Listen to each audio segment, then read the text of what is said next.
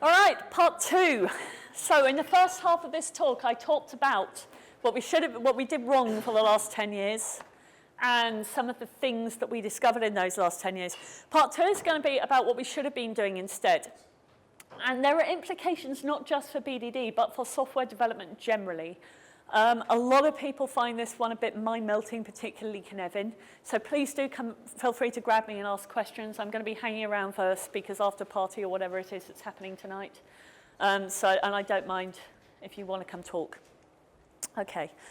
I just want to start with a little bit of a story. My project manager, we started basically with the new stuff that we didn't really know how to do on this project, and the estimates were all over the shop, blah, blah, blah, blah, blah, blah. And she went a bit mental over that, and then things started to stabilize, and we started doing stuff more regularly, and the Scrum estimates and velocity started falling into line. That was great. And then, very close to the deadline, this requirement came out of nowhere, and it was something we'd tried to analyse and we hadn't foreseen it. And it was because we hadn't put this application in front of the right people. And when we did put it in front of them, we got this sudden feedback of this is wrong. And it's basically, we had assumed defaults for this particular form and checked them and checked that they were right. And then they said, no, we don't want any defaults at all.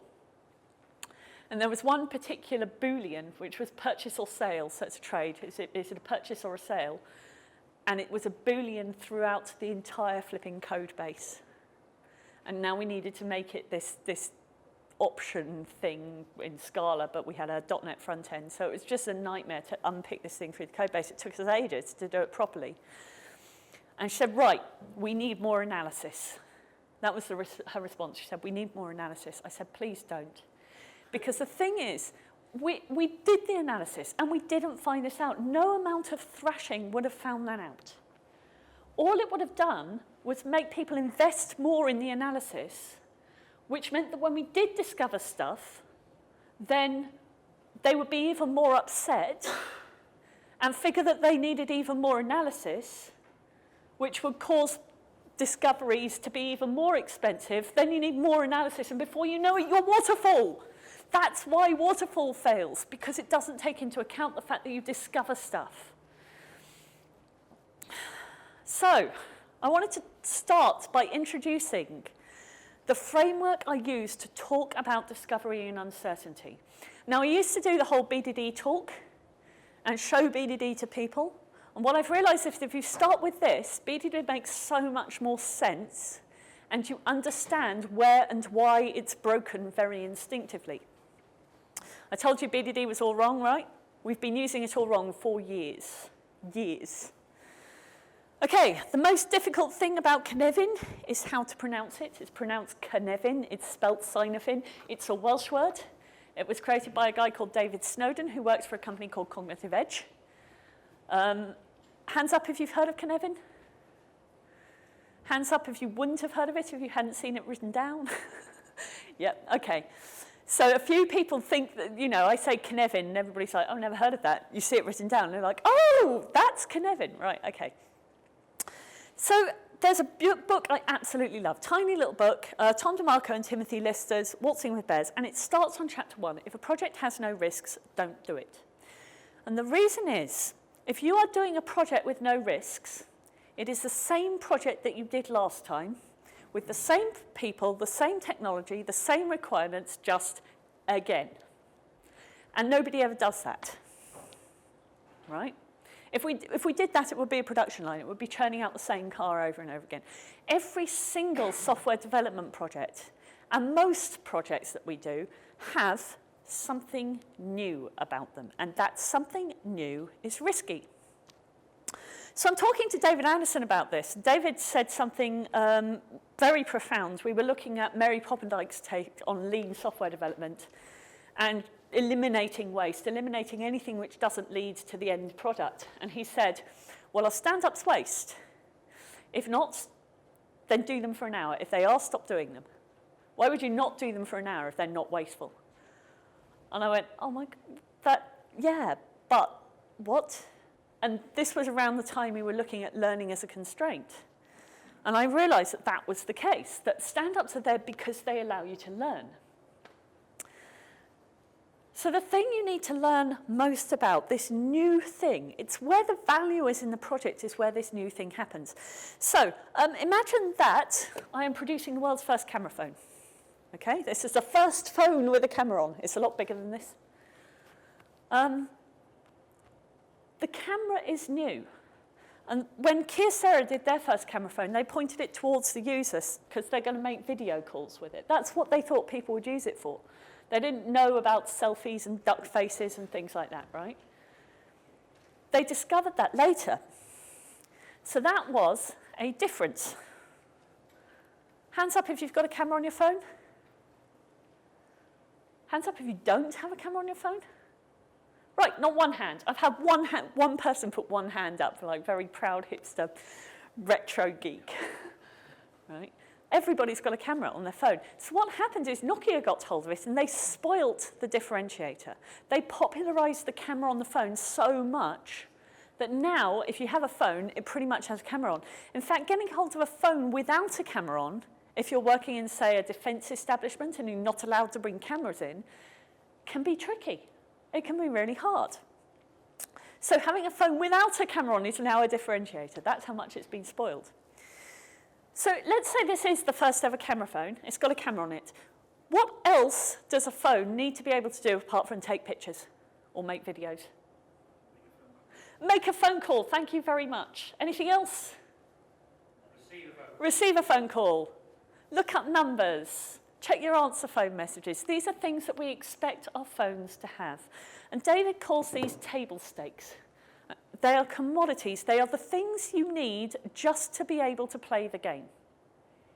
Okay, that's table stakes in poker. You need to have them just to play the game. Anything additionally you have is differentiating, it's new. Okay, so now I've talked to you in terms of an example. We've also got expedited stuff. So if it's software, can you think of an example of an expedited bug in software? Losing £170,000 a second. £70,000 a second loss. Right, absolutely. Night trading, end of 2012, managed to release something to production that activated another piece of code they weren't expecting that was doubling their trades, I believe. So every time they were making a trade, they were only hedging half of it. They lost 13 billion before they got it sorted out. 13 billion. It's almost as much as Bitcoin. Right. Carters are the other one. So carters are the other type of software I look at. And carters are very, very simple, very predictable exercises. Things like turning numbers into Roman numerals. Kids can do them. I remember programming when I was a kid. You guess a number between 1 and 100 and it tells you higher or lower. You know, do you remember programming things like that, right? So children can program those kind of games. We frequently use them as safety nets to learn something else, something that's a bit newer. So we might learn TDD with them or learn a new language with them or something like that. Because it takes out some of the complexity. Okay, so this is the innovation cycle. We have a differentiator which is really innovative. We spoil it, and then we get commodities as a result, right? The camera, on the camera phone. Devs, hands up devs. This is NorDevCon. I'm expecting a lot of you. Fantastic. What do you do if you have to do the same boring thing over and over and over and over again? Automate it. Sorry? Automate it. Absolutely. We automate it, right? Because we hate that. It's boring. Or we'll make a library out of it. We'll make open source. But we'll basically turn it into something that's reusable and repeatable because we don't want to have to deal with that again, which turns it into a differentiating problem. So now you've got a differentiating piece of software that's the new library. Okay, so that's the innovation cycle. Now I'm going to show you how this relates to Cynefin. And this is really exciting for me because this is not just applicable to software and hardware. This is applicable to your life. We have simple problems. Simple problems are ones children can solve. And what we do with these problems is we categorize them. We go, oh, it's one of those problems. So your chain falls off your bicycle. You put it back on again. And there's usually one best way of putting the chain back on the bicycle, right? You ever remember those wooden jigsaw puzzles you always get as a kid? And there's really not much. Every piece, you just put it in place. There's only really one way to do the jigsaw. You pick up a piece, you put it in place. You pick up a piece, you put it in place. And you're working out how to do it. And there's a practice for doing that with really simple jigsaws. Anybody do 1,000-piece jigsaws? Yeah? One person, is it Jan? Yeah. So 1,000-piece jigsaws. Anyone know the strategies for doing jigsaws? Really big jigsaws. Start with the edges. Right? You start with the edges. That's one way of doing it. If you've got lots of people working on it, you might decide to start with a particular colour or to start with a particular character that you can see on the box. So there are multiple ways of doing it. And that's because it's more complicated. And a complicated problem requires some expertise to solve, and you can analyse it, and it usually has several good practices associated with it. So my favourite example of a complicated problem is a watch. You can take a watch apart, you can put it back together, it has a very predictable outcome. If it doesn't keep time, it's not a good watch. Okay? Really predictable outcome. A bicycle, you can take a bicycle apart, put it back together again. Anybody heard of frog versus bicycle thinking? So you can take the bicycle apart and put it back together. You can't do that with a frog. Right? Frogs don't like it very much. Okay. A frog is what we call complex. So a complex system or a complex problem is one where the properties are emergent as a result of its parts. So they are not merely putting the parts together for a predictable outcome. Something happens as a result. The duck face, right? If any of you ever played with some of the new websites come out, Reddit, Twitter, who could have predicted hashtags? Twitter's amazing. All of these new things that have emergent properties associated with them. And because you couldn't predict them, frequently you'll find that the business can't predict them either. And the business won't know what the outcome of the scenario might be. Chaos is the fourth domain. These are domains, by the way, not quadrants. It's not a matrix. They're fuzzy-edged. Things move around, as you saw with the innovation cycle. Chaos is really short-lived. So chaos is accident and emergency in your house burning down. And it will usually resolve itself, and it will not always resolve itself in your favour. Now, in a complex domain where you have these emergent outcomes, the idea is to try something that's safe to fail, to experiment. They call it to probe. But in chaos, you have to act. You get out the house. You throw a blanket over the fire. Do whatever you need to constrain the problem. And then take a little bit of a step back and look at it and go, am I safe? If not, get somewhere safe, right? And we drill so that we don't have to think about it, so that we're not trying to make decisions. We just know what to do. Ron Jeffries, on my Cynefin for Devs blog, wrote, is it wise to do something that's not safe to fail, even in chaos? I said, well, if you don't get out of the house, you're going to burn to death, but it doesn't stop you trying to get out of the house. Right? You've got to try. It may not be safe to fail. Hope you don't fail. And there are aspects of this domain which really are winging a prayer. There is a fifth domain, disorder. And disorder is a state of not knowing which of these domains dominate. Now, I can give you a really, really simple example of this. We tend to act according to our preferred domain.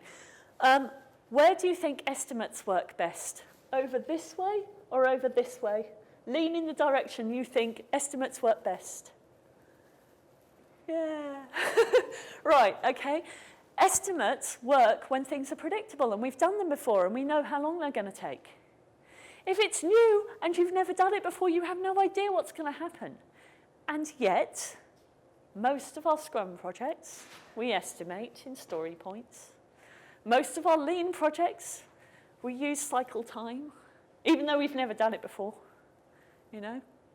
So there's some lovely, lovely metrics that Larry Macarone produced that really illustrate this point. He works for Rally, and they've got all of Rally's project data. And it turns out that even real project data does not follow a normal distribution. It has no way of being predictable.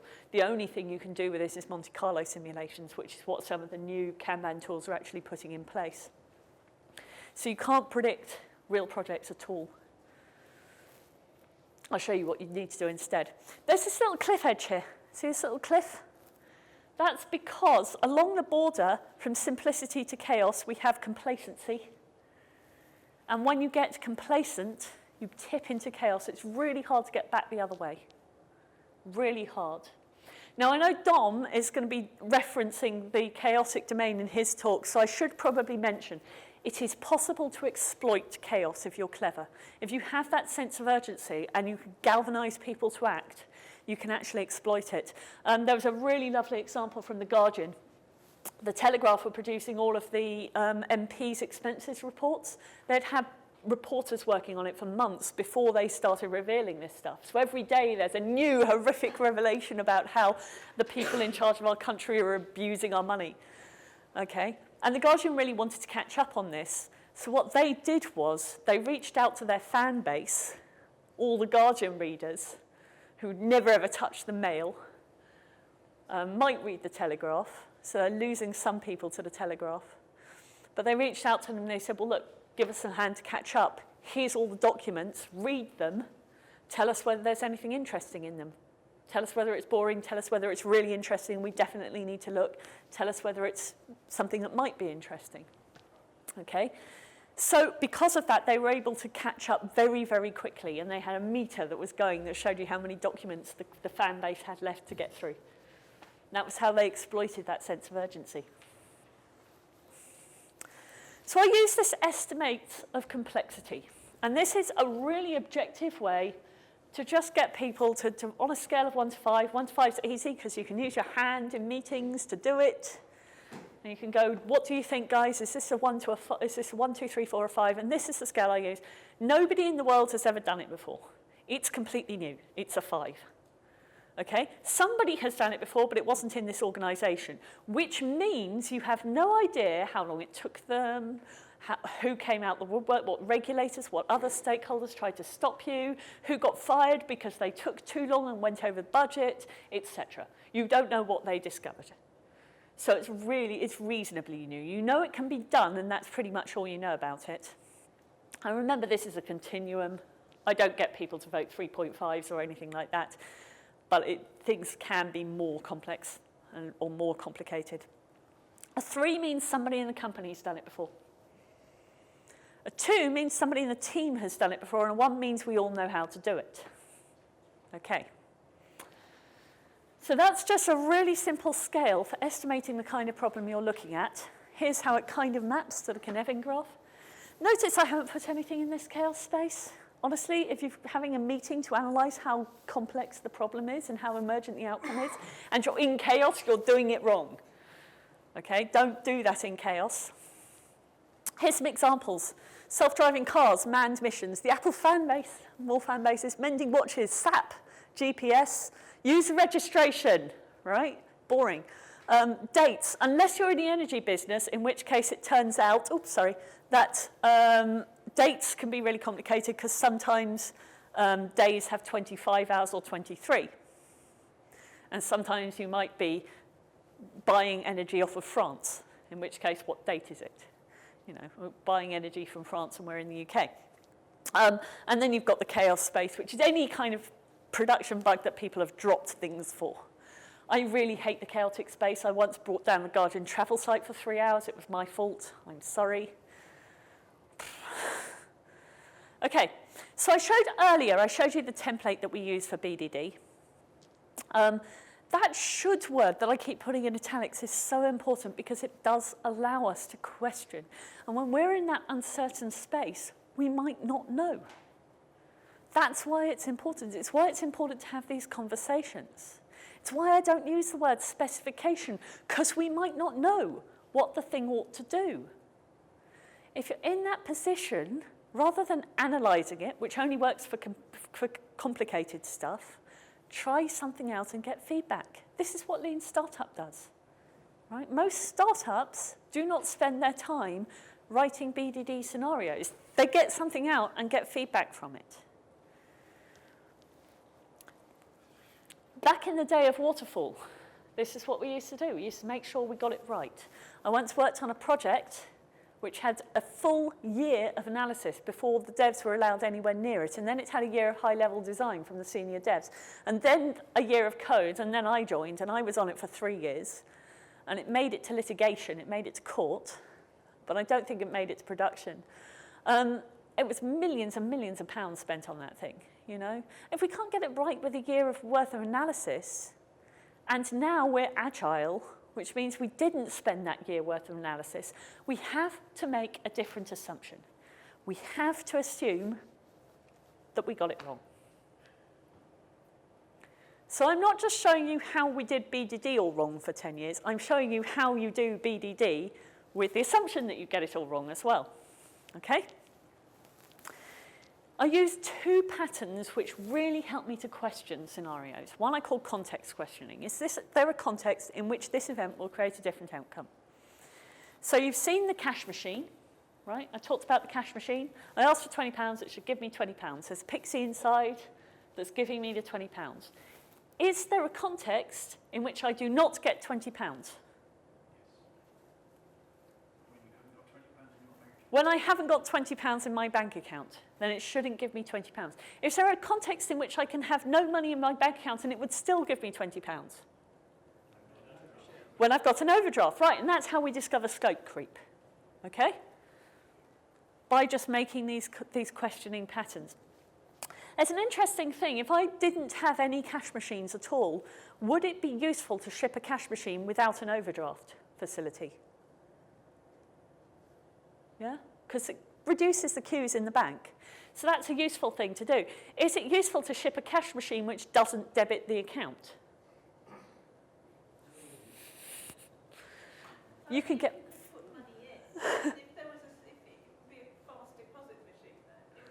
You could put a deposit machine, so you can have a machine which accepts deposits. Absolutely, you could do that. For the user. Sorry? Be useful for the user. Be useful for the user until the bank runs out of money, which will be fine because then the government will bail you out, no problem. Okay? So basically, look out for the transactions. Look out for when there's 2 stakeholders and they both need to have something which goes both ways. That's a very frequent situation where you cannot split the outcomes.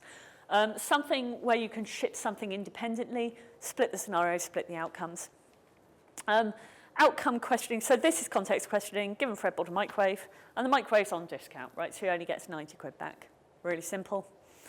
Is this the only outcome that matters? This is outcome questioning. If we could achieve it with pixies, get the devs' heads out the code, would it be enough? So we said earlier, is there any other outcome that matters? You've got to debit the account. Maybe we put an item back into stock. Okay, so Fred brings back the microwave. It's not faulty, he didn't drop it on the floor. It's just the wrong colour. We find the right colour box and then we put it back into stock. No problem. And you can keep going. If it is faulty and it's not Fred's fault, we print a fault ticket. Right. So that was 25 minutes. And that is my introduction to BDD. Now you guys know just about everything about basic BDD as I do. Including Cynefin, which I'm really excited by. If you hire me to train your company, I will take a full day to do that and charge a lot of money for it. Right. But you get lots of exercises and lots of your own domain and stuff like that. But you can do it in 25 minutes. Right, feature injection. So remember I mentioned feature injection in the first half. And this is basically about not doing anything unless you absolutely need to. It has some fairly serious implications for BDD because you can get people to talk about scenarios they care about. What we start by doing is by identifying a vision, and the vision has to be something which makes money, saves money, or protects existing revenue.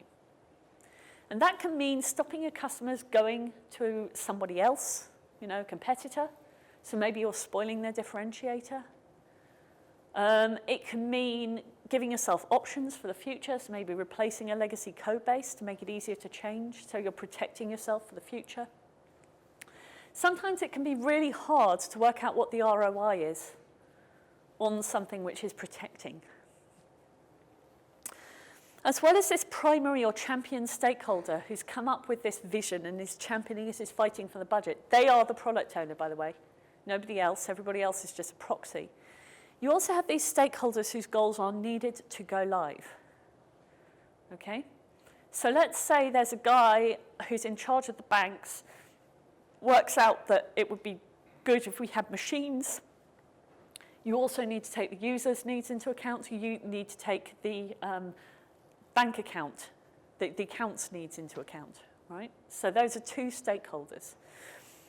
Sometimes a legacy system can be a stakeholder. You need to do things because, you know, you've still got to talk to your legacy system.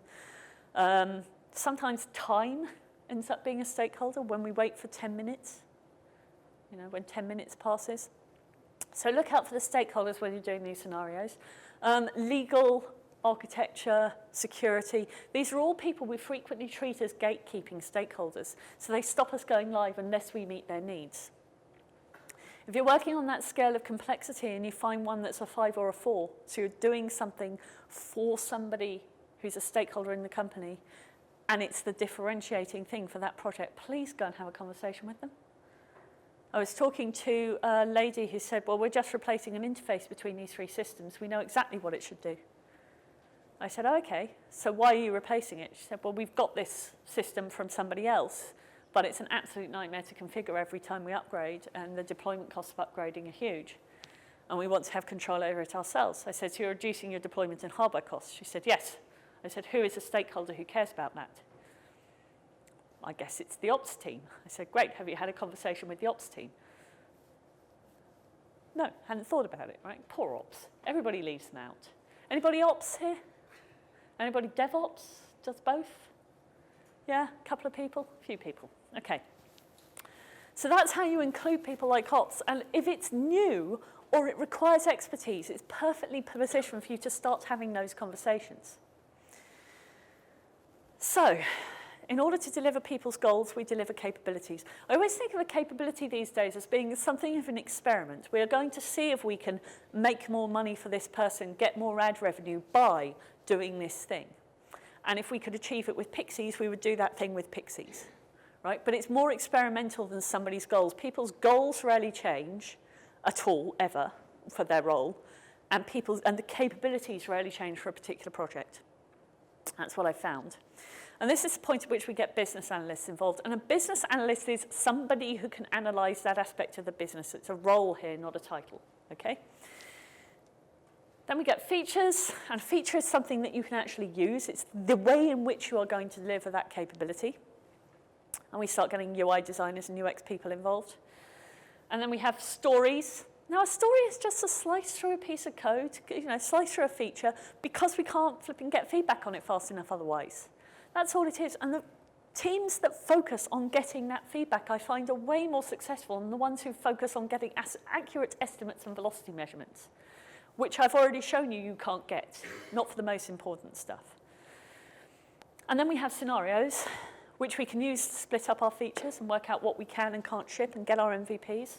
And this is the point. I really love scenarios because it's the point at which everybody can get on board, and you've got these concrete examples of what it is you're going to produce.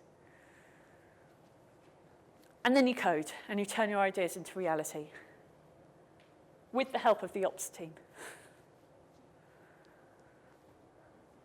So the person who really knows what's going on tends to be the one who has to actually turn the thing into code. And devs are very, very good at spotting scenarios once they actually start working on something. Otherwise, testers are really, really good at spotting. Testers stay in the problem space for a lot longer. But this is what feature injection looks like. Vision, goal, capability, feature, story, scenario, code. It's not the way Chris Matz explains it anymore. He talks more in terms of that differentiating value and hunting down that differentiating value. But this is how he explained it to me, and I still find it really useful, particularly the capabilities stuff. I've done a lot of blogging recently on how to measure those capabilities, how to split a project up with capabilities, and how to address it. Risky stuff first. So if you want to go at it, I've written the full process, which I've now used in several companies. Split your product into the capabilities you're providing. Impact mapping is very strongly related. Get hold of Goiko's impact mapping book. Estimate the complexity. Have you done it before? Do you need an expert? And then pick off the 5s and 4s. And if you haven't got a 5 or a 4, a thing that you've never done in that organization, you do, you're just missing it. or somebody's trying to use up their budget so they can get it again next year. Okay, here's how I do that questioning at a higher level. Context questioning. Is there a stakeholder for whom this application will not meet their goal? Is there a context in which going live will still not achieve the making money, saving money, or protecting money that we were looking for? Are all of the stakeholders' goals met by what we're delivering? If we could deliver it with pixies and we didn't have to write any code, would it be enough? What other outcome at that high level do we need? So BDD is truly multi-scale now. The reason I mention testers is because traditionally, when we give, we're devs, right? We go away, we code something, and when we give it to the testers are beautiful, beautiful people who just go, that's fantastic, yeah, let's put it in production. Testers in the room? Devs in the room? Right, good, we outnumber them. Okay, testers are nothing like that. You know this, right? Testers are evil. They're absolutely evil. Do you remember when you were at kindergarten and you used to take home those pictures and show them to your parents, and your parents go, oh, that's beautiful, and they'd stick them up on the fridge? Right? You give your lovely, carefully crafted code to a tester, and they tear it into tiny little pieces and give it back to you. Evil people. They have what we call deliberate discovery skills. The skills to deliberately discover what's wrong with your code. And when they discover what's wrong with the code, it results in rework, otherwise known as bugs. The thing that's most evil about testers is they already know how they're going to break your code before you give it to them. They could tell you first. So that's what we do at BDD. We put the testers with their deliberate discovery skills in the conversation first, because they think of the scenarios that we miss. They're very, very problem-focused people. Somebody called them what about people. What about this scenario? What about this? What about this? What about this? And that's incredibly valuable and also incredibly evil. And it results in less rework. Why does it result in less rework? Because you don't know what you don't know, and some things you discover after implementation. It's that simple. You will always have to rework some of your app. Otherwise, it wasn't an app worth writing. And if you're doing some toy carter, that's fair enough. If you're doing user registration, again, I would encourage you to go look for a library, you know. But this is what we call the 3 amigos, or the huddle. These 3 roles, somebody who can analyze that aspect of the business, the expert, the developer, and the tester. And we get them all together. Okay, how do we do this remotely? Where do you think it's most effective to offshore problems? Lean, which way you think it is? Differentiating problems that are really new and you need fast feedback? Complicated and simple, predictable problems? Yeah, all over this way. Good, I'm glad to see that. Okay, so that's how you do it, right? Offshore the work that's less complicated. If you're going to offshore anything. Offshore user registration, because it's user registration, again. So analysis and breaking things down into small pieces works really, really well in this commoditized, complicated space. Whereas probing, trying something out, spiking, prototyping, and getting feedback works really, really well in this space here. And BDD works really well in between. Now, if you use BDD for the whole lot, what do you think is going to happen over here? Well, I already said, right, people can't come out with the outcomes. Sometimes you find people go, oh, I hadn't thought of that, and they don't know. If you use BDD over here, what do you think is going to happen? Talking through the user registration scenarios, the login scenarios. Okay?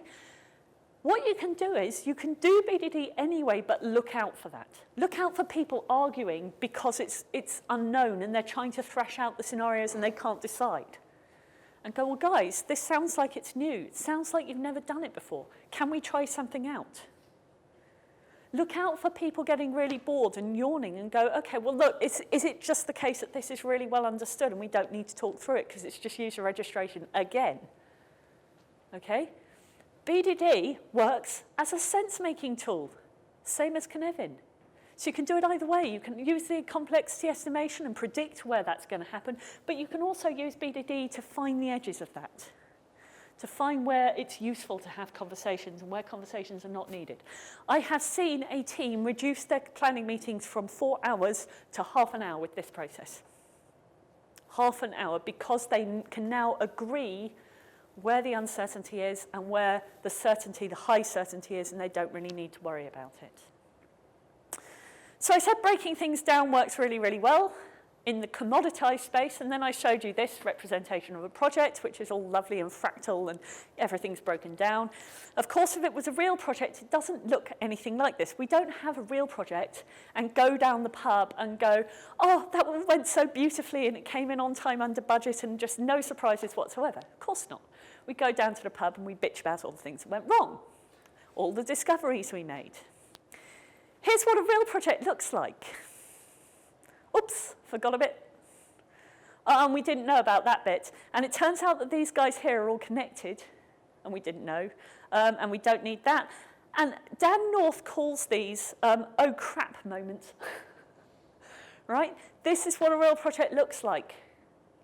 It is completely, mostly made up of those discoveries. That high learning. That's what a project looks like. The Agile Manifesto says we're discovering how to deliver software by doing it and helping others do it.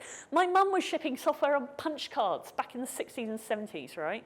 We've been doing software and delivering software successfully for years before we did Agile. I don't believe this is Agile's differentiator. We are learning how to discover stuff by doing it and helping other people do it. And if we focus on this, we do go faster. The different levels of granularity are there in order to help you get feedback and work out who to get feedback from and at what level of abstraction. So real option says make as small a commitment as possible before you make a decision. Make a small commitment and then get feedback. It's really important. And now you can start to see why we need those conversations, because those conversations form the earliest point at which we can get feedback on ideas. If you approach a project and you do the risky stuff first, find the riskiest goal, the riskiest stakeholder, the one you've never made happy before, the person who doesn't sleep well at night, and then look at what you need to deliver to them in order for them to sleep soundly at night. Decide how you might deliver it, preferably several experiments, concurrent set-based engineering, if you've got the bandwidth. Get feedback. Actually implement it. Okay? If you do that, you will go faster. So here's an example of a project we actually did this on. This was a big German energy trader. Whenever I spoke to them about the project, they would always start by drawing 3 main architectural components. I put 3 pieces of paper on the wall. I said, put up the capabilities that this system is delivering. It was about 30 cards for this year-long project. The trader had some difficulty working out what we meant, so the business analyst and I did it, and we did it wrong, and that got him involved. It's nothing like being publicly wrong. He also got used to the idea that these were bits of paper and you could tear them up and put different ones up. We did make discoveries about things that were forgotten, but they weren't the differentiating stuff. He really knew what the differentiating capabilities were. There was some stuff around, oh yeah, we need to integrate that bit with that bit. Those were known risks. What we were looking at was the unknown risks, and they're always with the newest stuff. So then when the devs came to actually take this, the analysts would take it, they would break it down into stories, and then those stories would start playing into the dev stream, or they'd break it into features, and then the devs would break it into stories, in fact, because they were just trying to get it so they could get feedback. We estimated the very high-level requirements, these capabilities. We said, well, look, which is the smallest? Call it 20. Which is the biggest? Call it 400. It's 20 times bigger, right? So one in the middle that's about 200. Great, rank the rest. And I said, double anything which you've never done before, or tell me otherwise. Tell me why it shouldn't be doubled, because sometimes you find there's just a little piece that's new. And they couldn't come up with that. So this was a massive project, right? So I couldn't persuade them to try releasing something smaller. So they had a lot of red dots, and those were on the new things, and they addressed those first. And the PMO office guy came over to see what we were up to. He was so impressed, he sat with us instead of with the PMO team. So he was really happy with the governance we had put. No estimates every week, no velocity measurements every week. We were literally getting our estimates and velocity from these high-level measurements. Some of the teams who've adopted that approach, that 5, 4, 3, 2, 1 approach, don't even bother with estimating anymore. I am so happy. Right, here's what you do when you don't do the risk first. You have this lovely cone of uncertainty, and you get to the end, and you can see the cone of uncertainty reducing, and of course you've pushed back on all the things that you couldn't analyse, which means that you've eliminated that uncertainty, you're certain about everything, and then the project, oh, no, wait, you discover everything at the end, okay? Because you've pushed back on that uncertainty. That is not what your cone of uncertainty actually looks like, of course. Your cone of uncertainty is a lot higher than that, you just don't know it. And when you get to the end of the project, the cone of uncertainty rapidly drops as your project is cancelled. Deliberate discovery, which is Daniel's thing that he uses quite a lot. Assume ignorance. Assume that there's stuff you don't know about. Assume that there is second-order ignorance. You don't know that you don't know. It's going to be in the new stuff. And then optimize for discovery. Do the new stuff first. I already talked about the theory of constraints. The thought experiment is, imagine a large project that you were on. Think about how, if you did it again, with the same people, same technology, same requirements, just again, how much quicker do you think you could do it? I got it from a guy called Ashley James via Cesar Drovo. I target learning. So here is the stand-up template I teach to people. This is what I learnt yesterday. This is what I had to find out today. And if you focus on that, it's usually stuff that's useful for the rest of the team to know as well. Not what I did, but what I learnt. Because sometimes you discover that you don't know things. So implications for BDD, very quickly, because we're nearly out of time. This is a boring scenario. Given Fred bought a microwave. We understand how retail works, right? This is one of the things we should never, ever have done. Flipping login. I am so sorry I ever used login as an example. We know how login works. We never need to have a conversation about how login works, let alone adding two numbers together. Because, you know, that's difficult and unpredictable. 50 plus 70. I could do that when I was 6. A child can do this. This is not a good scenario to have conversations about, and I am so sorry we use this as an example. If you get into that situation, name the scenarios and be done with it, right? Create the user, read and update the user details, delete the user, and then you can ask, is there anything different about that scenario? Is there anything different about creating, updating, and deleting a user? And if you're Blizzard, you go, yeah, don't delete the user, just mark them as deleted, and then email them every 3 months saying, come back to World of Warcraft, we still have all your characters. And you go, no, I'm 4 years clean, I have a life. I never want to hear this again. We cannot accept this into our backlog without clear acceptance criteria, without the scenarios defined. Every time you do this, you are pushing back on the uncertainty. The only time I hear arguments, and I know those arguments shouldn't be happening, is when it's two devs arguing about how to solve a problem that they understand really well. Honestly, if you're in that complicated space, they're both probably good. Pick the one that's easiest to change, because then if it's wrong, you can change it more easily. Find the examples you can't find. That's how to do BDD, and that's how to do it well. And don't let your process, whatever it is, Scrum, estimates, velocity, hide what you're ignorant about. BDD is about writing software that matters. And I hope I've now shown you how to do that. Thank you very much.